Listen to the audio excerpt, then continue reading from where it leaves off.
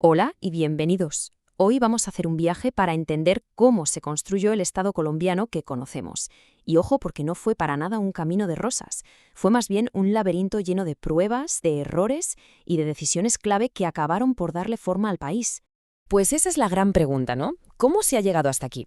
Para responderla, tenemos que viajar al pasado y echar un vistazo a los planos, a los distintos proyectos de país, tanto a los que funcionaron como a los que, se quedaron en un cajón. Venga, vamos a meternos de lleno. Y todo, absolutamente todo, empieza con una idea. Antes de construir nada, el territorio que hoy es Colombia, que por aquel entonces era parte del Imperio Español, tuvo que empezar a imaginarse a sí mismo como algo distinto, algo con un futuro propio. La idea de gobernarse a sí mismo. Y esa idea, claro, no se quedó solo en la cabeza de unos pocos, pasó a la acción. El proceso arranca en 1810 y para 1819, con la decisiva batalla de Boyacá, la independencia ya es un hecho militar. Aquí lo importante es que nace el concepto de soberanía, la posibilidad de tomar sus propias decisiones. Vale, ya hay independencia. ¿Y ahora qué? Pues llega el primer gran intento de construir una nación, un proyecto gigantesco, súper ambicioso, liderado, como no, por Simón Bolívar, la Gran Colombia.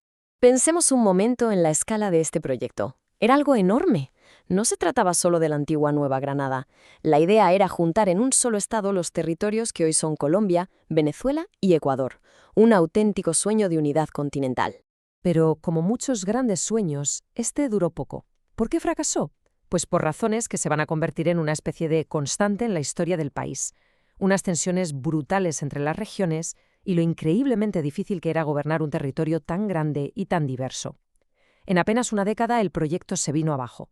Con el fin de la Gran Colombia se abre una etapa completamente nueva. Nos metemos en un siglo XIX que fue, francamente, caótico. Una época marcada por una búsqueda casi desesperada de un modelo, de un plano que por fin funcionara para el país. Y en el centro de esa búsqueda había un choque frontal entre dos ideas totalmente opuestas. Por un lado, el centralismo, un poder único, fuerte, concentrado en la capital. Por el otro, el federalismo, que cada región tuviera su propia autonomía, su propio poder. Esta pelea, este tira y afloja, va a definirlo todo durante 100 años. ¿Y el resultado de ese choque de ideas cuál fue? Pues una inestabilidad tremenda. Un siglo entero de guerras civiles, una detrás de otra, y de constituciones que se escribían y se rompían sin parar. El país sencillamente no encontraba su sitio. Y con esto saltamos al siglo XX. Después de tanto caos se impone una solución, digamos que drástica. Una solución que sí trajo orden, pero que a la larga generó problemas todavía más profundos. 106 años. Quedémonos con esa cifra. Eso es lo que duró la Constitución de 1886. Este número es clave para entender el peso, la inercia de un modelo que lo que buscaba, por encima de cualquier otra cosa, era imponer estabilidad a la fuerza.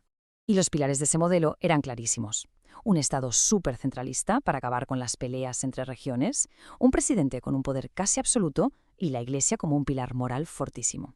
Vamos, era una especie de fortaleza diseñada para que no se moviera nada. Pero aquí viene lo importante. Esa estabilidad no salió gratis. Para nada. Se consiguió a costa de dejar fuera del sistema político a muchísima gente y a muchísimas ideas.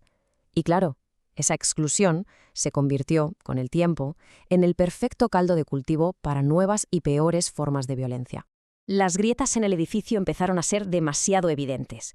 El periodo de la violencia, el pacto del Frente Nacional que básicamente repartía el poder entre dos partidos y excluía a todos los demás, eran síntomas de que el modelo ya no daba más de sí.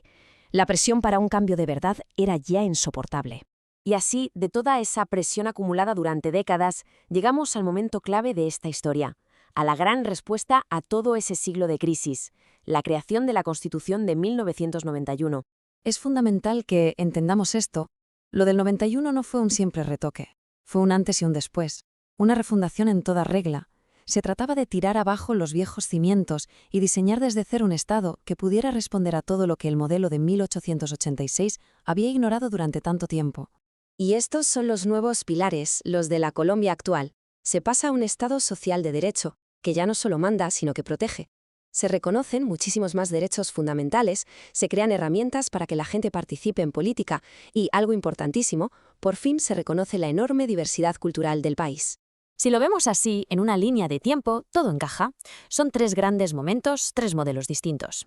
En 1831 se acaba el primer sueño y empieza la búsqueda. En 1886, como reacción a todo ese caos, se impone un orden de hierro. Y en 1991, como respuesta al agotamiento de ese orden, nace el Estado que tenemos hoy, mucho más plural y basado en los derechos. Y al final, la idea principal de todo este recorrido es esa, que la Colombia de hoy, con todo lo bueno y todo lo malo, no ha salido de la nada. Es el resultado directo de esta larguísima historia de luchas, de tensiones y de ideas enfrentadas. Y por eso, esta historia nos deja una pregunta en el aire, una pregunta para que nos la llevemos a casa. Si ya conocemos el camino, si hemos visto las tensiones que casi rompen el país y las soluciones que se intentaron, ¿qué lecciones sacamos de todo esto para no volver a tropezar con las mismas piedras? Ahí queda la reflexión.